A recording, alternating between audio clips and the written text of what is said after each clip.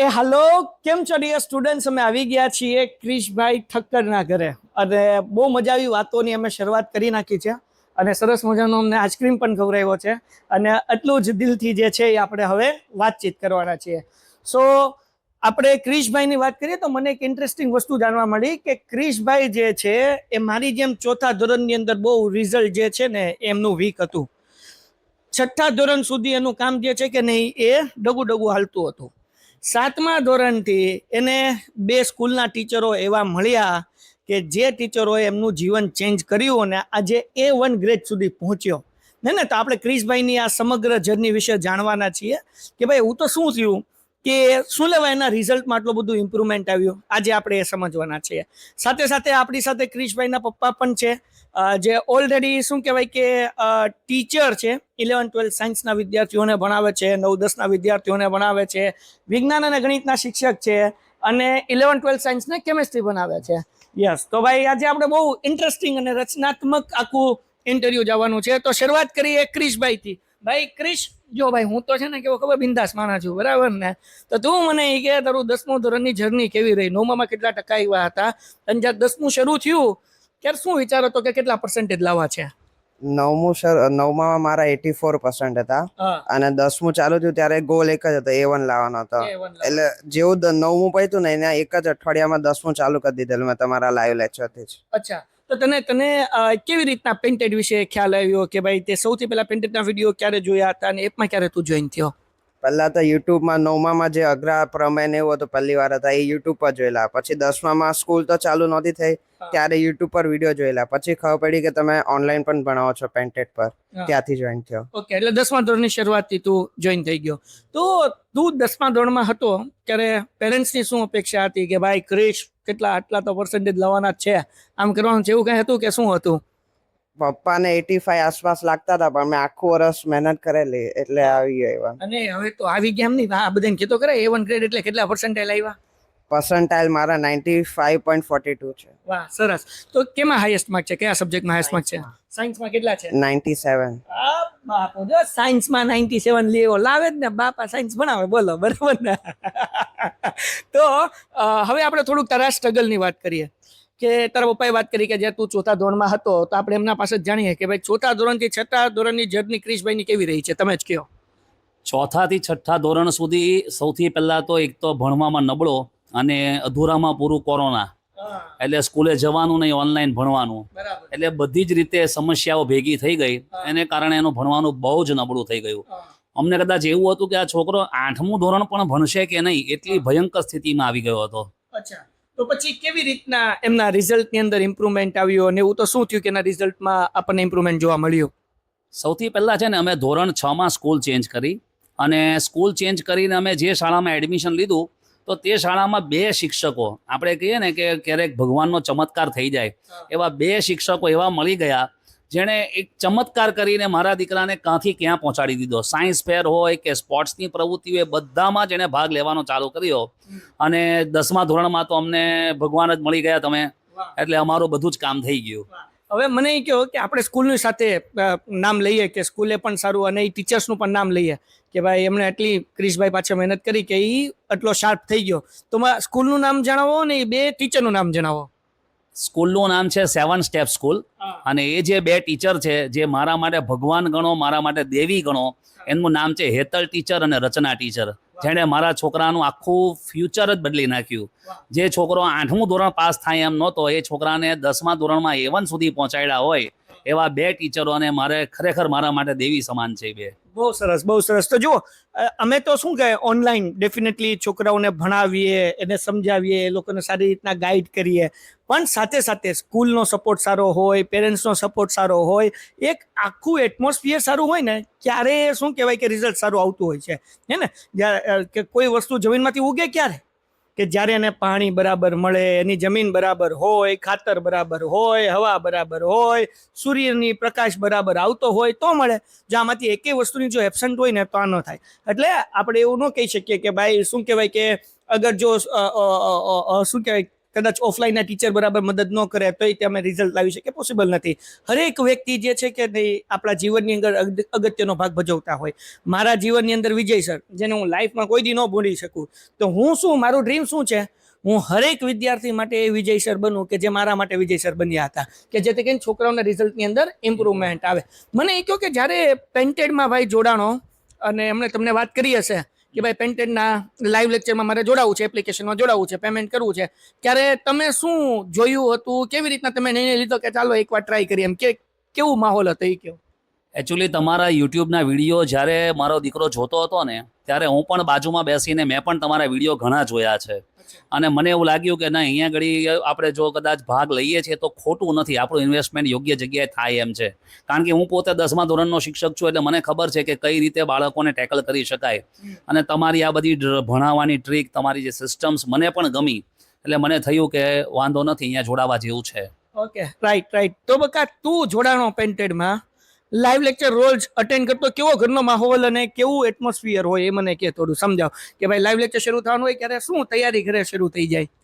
જેવા 8:40 લેક્ચર ચાલુ થતો ત્યારે મમ્મી મોબાઈલ આપતી, પછી અંદર બેડમાં બેસીને ભણતો, ટેબલ નાખતો. ઓકે, પછી મમ્મી જોવા આવે કે નહીં કે આ ભણે છે કે નહીં? હા, ત્યારે જમવાનું પણ ચાલતું. વાહ, સરસ. બીજું ભાઈ દવે છે કે નહીં, હું મળવા આવવાનો હતો એટલે ક્રિશના મમ્મી પણ એના જોબમાંથી છુટ્ટી રાખીને અમને મળવા આવી ગયા, એના માટે હું આભાર વ્યક્ત કરું છું. અને સાથે સાથે એમના ડેડી આવી ગયા, બરાબર ને? બંને વ્યસ્ત લોકો છે, છતાં અમે ફોન કર્યો એટલે તરત કે ઓકે સર આવી જાઓ. મને સવારે 2 ફોન આવ્યા, બપોરે શું કહેવાય કે લંચ માટે કીધું. એટલે બહુ ભાવથી જ્યારે તમે બોલાવો ત્યારે અમને એમ થાય કે નહીં, આપણે જે કામ કરીએ છીએ એ બરાબર છે. બસ, તમારો ખૂબ ખૂબ આભાર. મને હવે બકાઈ કે શું તને એવું અલગ લાગ્યું પેન્ટેડના ટીચર ભણાવતા હતા ક્યારેક, એ ગણિત હોય, વિજ્ઞાન હોય, સમાજ હોય, ઇંગ્લિશ હોય, અને એ તને કેટલો ફાયદો થયો, કે એમાં શું તને સારું લાગ્યું? તમે ટ્રીક સારી આપતા હતા. પેલો સાઇન કોસ થીટા 3 વાંધો રીત મસ્ત હતી. હા, બાકી એને યાદ કરો તો બહુ અઘરું છે. એ તો બહુ બધી ટ્રીક હતી. ઓકે, અને બીજું એવી રીતના વિજ્ઞાનમાં સોહમ સરનું તને શું એટ્રેક્ટિવ અને સારું લાગ્યું તને? એમાં પેલું હાઇડ્રોજન, હિલિયમ, લિથિયમ એ વાળું પણ સરે ટ્રીક આપેલી એને. વાહ. અને પછી વિવેક સરની વાત કરીએ સમાજમાં, ઇંગ્લિશમાં અક્ષય સરનું, એમાં મોટા સવાલ માટે પણ સરે વિવેક સર ટ્રીક આપેલી, એ તો યાદ કરવાનું લખીને એવી રીતે. ઓકે, પછી આપણે જેટલા આઈએમપી માટે લેક્ચર્સ લીધા હતા તમે પણ ખાસ જોયા હશે, જેમાં મેં શંખનાદ કર્યું હતું ને સંકટ સમયની સાંકળ કર્યું, આગાહી બેચ કરી, જાગરણ બેચ કરી. અને તમે જ્યારે મેં આ બધું ભણાવતા હતા, અમુક લેક્ચર તમે રાત્રે 12 વાગ્યા લગી પણ શરૂ હોય, તો ક્યારે ઘરમાં કેવો માહોલ હોય કે ભાઈ આ ભાઈ ભણતા હોય એને એટલો રસ લાગે ખરો કે કેવું, શું લાગે તમને? જ્યારે તમારા લોંગ ટાઈમના લેક્ચર હોય ને, ત્યારે જમવાનું ક્રિશને અમે ટેબલ પર આપતા. આ બાજુ એનું લેપટોપ શરૂ હોય, એ લેપટોપમાં જ ભણતો. અમે સ્પેશિયલી આ વર્ષે એને માટે લેપટોપ લીધું, કારણ કે મોબાઈલમાં શું છે, નજીક રાખે તો આંખને નુકસાન થઈ શકે. એટલે અમે લેપટોપ રાખ્યું, આ બાજુ એનું જમવાનું હોય, ખાલી એને વોશરૂમ જવા માટે જ ઊભા થવાનું, બાકી બધું જ એને અમે પ્રોવાઈડ કરતા, જેથી કરીને તમારો લેક્ચરનો એક ક્ષણ પણ જવો ન જોઈએ, એવી અમે વ્યવસ્થા કરેલી. તમે જોયું કે જો આ પેરેન્ટ્સનો કેટલો સપોર્ટ છે. જો આ પેરેન્ટ્સનો સપોર્ટ હોય ને તો જ આ રિઝલ્ટ લાવી શકે. ઠેઠ જમવા સુધીનું અમને વ્યવસ્થા કરી દીધી હતી. બીજું ક્રિશભાઈ કે તારું A1 ગ્રેડ આવ્યો હે ને, કે ભાઈ તારા સ્કૂલના ટીચરે રાજી થયા, મમ્મી પપ્પાએ રાજી થયા કે A1 ગ્રેડની તો અપેક્ષા જ નહોતી રાખીને આવી ગયો. તો તારા આખા દિવસનું શેડ્યુલ શું હતું? તું કેવી રીતના ભણતો હતો, કેવી રીતના મહેનત કરતો હતો, કે જે હવે 10મા ધોરણમાં વિદ્યાર્થી આવ્યા છે ને, તું શું એડવાઇસ આપીશ, શું સલાહ આપીશ કે એને કેવી રીતના ભણવું જોઈએ A1 ગ્રેડ સુધી પહોંચવું હોય તો? હું તો રાતે ભણતો હતો. 1 વાગે પહેલા વહેલો થોડો સુઈ જતો, બાકી 1 વાગે જાગતો રાતે, અને સવારે 4 વાગ્યા સુધી ભણતો. પછી 4 થી 6 સુઈ જતો, પછી પાછું ભણવાનું ચાલુ કરતો. પછી 8:30 થી મારું ટ્યુશન હતું, એટલે ટ્યુશન જતો. પછી આવીને જમતો, થોડો ટાઈમ હતો ભણતો, પછી સ્કૂલે જતો. પછી સાંજે થોડું હોમવર્ક તો કરું, પછી તમારો લેક્ચર ચાલુ થઈ 8:40 લેક્ચર જોઉં તો રિવિઝન કરું, પછી સુઈ જાઉં. બસ. એટલે ઇન શોર્ટ તું રાતનો રાજા માણસ છો, બરાબર ને? તો ક્રિશભાઈ છે એ રાતના રાજા માણસ છે. તો રાત્રે તું આમ લેટ સુધી વાંચતો હોય, માની લે કે તે કીધું કે 1 થી સવારે 6 વાગ્યા સુધી, કેટલા વાગ્યા સુધી કીધું તે? 1 થી 4 તું વાંચતો. તો ત્યારે મમ્મી પપ્પા તને કેવી રીતના હેલ્પ કરતા જ્યારે તું આ વાંચતો હોય એ સમયમાં? રાતે 1 વાગે મમ્મી ઉઠે તો મમ્મી, બા ઉઠે તો બા, નહીં તો પપ્પા, બેન કોઈ પણ કોફી બનાવી આપતા રાતે 1 વાગે. સરસ. અને તમને શું લાગે, તમે એઝ એ ટીચર, અમારા પેન્ટેડના ટીચર્સના લેક્ચર્સ તમે બધાના જોયા હશે, તો જ્યારે છોકરાઓ ભણતા હોય છે ત્યારે તમને શું જોવા મળ્યું કે ભાઈ છોકરાને સમજાય છે અને નથી સમજાતું? કારણ કે એઝ અ ટીચર આપણે એના ફેશિયલ એક્સપ્રેશન ઉપરથી ખબર પડી જાય કે ભાઈ આને કેટલું ઉતરે છે એમ. તો એઝ અ ટીચર તમે શું જ્યારે આ ભણતો હોય ત્યારે ઓબ્ઝર્વ કર્યું? એકચ્યુઅલી તમે જ્યારે દાખલા ગણાવતા ને ત્યારે એના એક્સપ્રેશન તો સારા જ હોય, પણ એ આમ તમે દાખલો ગણાવો ને, માની લો કે એક વખત દાખલો તમે ગણાવી નાખ્યો છે કે બહુપદીના અવયવો પાડો, તો એ એક વખત તમે ગણાવો પછી બીજો દાખલો સ્ટાર્ટ કરે ને તમે, એટલે એ પહેલાં એ જાતે ગણી નાખતો અને પપ્પા મારો જવાબ આવી ગયો, હમણાં સર તો આ જવાબ બોલશે, એટલે તમારો જવાબ આવે ને એ સાથે સાથે પોતે ચકાસણી કરતો જાય કે મારો જવાબ સરની હાથે આવે છે કે નહીં. એટલે એને આમ તમારી સાથે એક કોલોબરેશન જેવું બંધાઈ ગયેલું હતું. વાહ, સરસ સરસ. તો જો કોઈ પણ વિદ્યાર્થી લાઈવ લેક્ચર ભણતો હોય ને દીકરાઓ, તો ખાલી લાઈવ લેક્ચર જોવે ને તો ફાયદો ન થાય. હારવાર બુક અને પેન લઈને બેઠવું પડે. જેમ કે ભાઈ એક દાખલો કરાવ્યો, એને સમજાણો, એ દાખલો ગણી નાખ્યો અને સમજાઈ ગયો. હવે બીજો દાખલો હું ગણાવવાનું શરૂ કરું છું. હવે હું તો સ્ટેપ બાય સ્ટેપ જઈશ, પણ તમને સમજાઈ ગયો, તમે ફટાફટ આગળ દાખલો કરી નાખો ક્રિશભાઈની જેમ, અને એ દાખલો પછી ચકાસો, જેમ સાહેબે કીધું એમ કે ભાઈ સાચો પડ્યો ખોટો પડ્યો. અગર ખોટો પડ્યો ને તો તમને આઈડિયા આવશે કે કયા સ્ટેપમાં તમારે ભૂલ થઈ, ક્યાં તમારે સુધારવાની જરૂર છે. બરાબર ને ક્રિશભાઈ? પછી તું મને એમ કે ભાઈ જ્યારે એક્ઝામ આવી ત્યારે તું પેપર પ્રેક્ટિસ કેવી રીતના કરતો? ફેબ્રુઆરી આવ્યું ને ત્યારે તો એક દિવસના 7 પેપર હતા એક જ દિવસમાં. મતલબ એક દિવસમાં 7 પેપર? કઈ રીતે, થોડુંક સમજાવ. મેં એસએસ છે એવું મોઢે બોલી દેતો સવાલ, બાકી ગણિત છે એ બધું 7 પેપર દોરના લખતો. દરરોજ 7 પેપર લખતો? હા, રોજના 10-12 કલાક બેસતો, એક ધારા 10 થી 12 કલાક એને તૈયારી કરી છે. ક્યારેક તો અમે એમ કહેતા બસ દીકરા હવે બેસી જા, હવે નહીં થવું જોઈએ આટલું બધું, પણ પાછો નથી પડ્યો છોકરો. વાહ વાહ. જો આ તમે સમજો, પરિણામ છે ને કોઈ શિક્ષક કે વાલી કે તમે કોઈ પણ કોચિંગ ઇન્સ્ટિટ્યૂટ કે કોઈ સ્કૂલના કારણે નહીં આવે, મારા કારણે પરિણામ નહીં આવે. પરિણામ તો જ સારું આવશે કે જો તમને અંદરથી ભણવાની ધગજ હશે તો. હે ને? ઘણા બધા સાહેબ દાખલા જોયા હશે એના લાઈફની અંદર કે કેટલાક છોકરા એવા હોય કે ગવર્મેન્ટ સ્કૂલની અંદર ભણતા હોય. હવે નીટ અને JEE એક્ઝામ એવી છે કે જે બહુ ઓછા લોકો પાસ કરી શકતા હોય, અને એવા વિદ્યાર્થી તમે તમારી લાઈફમાં જોયા હશે કે સરકારી સ્કૂલમાં ભણતા છોકરાઓ JEE ક્લિયર કરી જાય, નીટ ક્લિયર કરી જાય, અને એવા છોકરાઓ કે જે મોંઘી દાટ સ્કૂલમાં ભણતા હોય ફેલ થયા હોય, એને રીનીટ કે JEE આપવી પડે. રાઈટ? તો હવે એવું કેમ થાય? તો ભાઈ એવું એટલા માટે થાય કે જે વ્યક્તિને ઈચ્છા છે ને એ ક્રિશભાઈની જેમ મહેનત કરશે. અને તમે સાચી મહેનત કરો છો કે નહીં કેમ ખબર પડે? કે જ્યારે સાહેબે કીધું એમ, તમારા વાલી તમને એમ કે હવે તમારે મહેનત કરવાની જરૂર નથી ભાઈ, હવે તું હુઈ જા, હવે રેસ્ટ કરી લે. જો આ પેરેન્ટ્સને કહેવું પડે ને તો સમજવાનું કે તમે સાચી દિશામાં મહેનત કરી રહ્યા છો. બરાબર સાહેબ? હવે જે 10મા ધોરણમાં વિદ્યાર્થી આવ્યા છે એને તમે શું સંદેશો આપવા માંગશો અને એને શું એડવાઇસ આપવા માંગશો તમે?